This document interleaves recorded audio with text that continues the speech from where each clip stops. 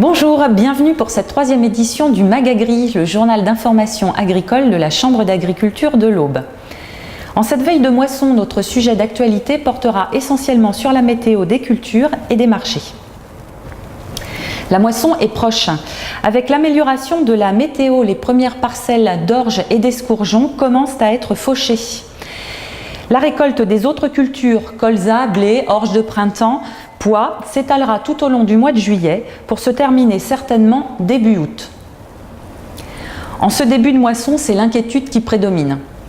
Tout au long du cycle des cultures, le cumul d'aléas climatiques et d'aléas agronomiques ne présage rien de bon en termes de potentiel et de qualité des cultures de céréales et d'oléoprotéagineux.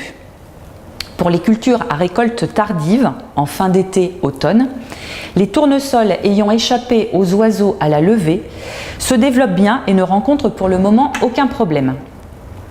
Les maïs qui ont pu être implantés ont un développement variable suivant les parcelles. Deux cas de figure se dégagent.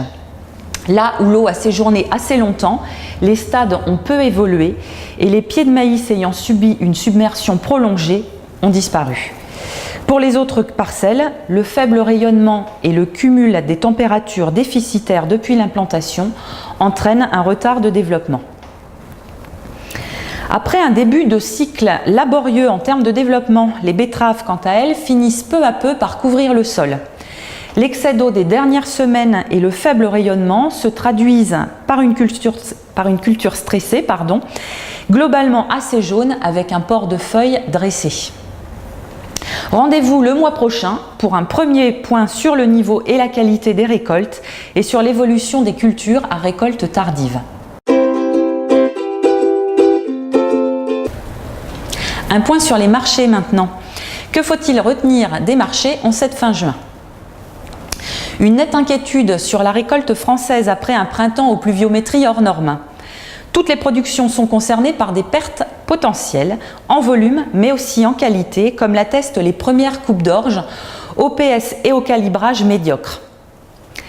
L'Union européenne est-elle moins concernée par la météo peu favorable et nos principaux concurrents commencent de bien meilleures récoltes, notamment aux États-Unis et en Ukraine.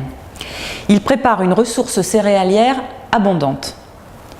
Si la demande des importateurs est restée dynamique jusqu'à la fin de campagne 2015-2016 et soutenue par la compétitivité européenne, les difficultés s'accumulent pour 2016-2017, dont les qualités médiocres seront difficiles à valoriser. Peut-on espérer des éléments de soutien sur les marchés ? La demande exprimée en oléagineux par la Chine peut éviter au prix de sombrer. D'autre part, la sécheresse a amputé les récoltes de maïs brésiliennes de 20 à 40% et plus marginalement les récoltes de soja. Mais le parcours sans faute des cultures aux États-Unis, jusqu'au premier stade de la floraison, prépare une solide compensation. Enfin, la mise en œuvre du Brexit et le vote aux élections américaines seront à suivre attentivement. Pour l'ensemble de l'actualité de la Chambre d'agriculture de l'Aube, retrouvez-nous sur notre page Facebook ainsi que sur le site internet de la Chambre d'agriculture, notamment sur les sujets d'actualité suivants. Vous êtes touché par les intempéries et rencontrez des difficultés sur votre exploitation.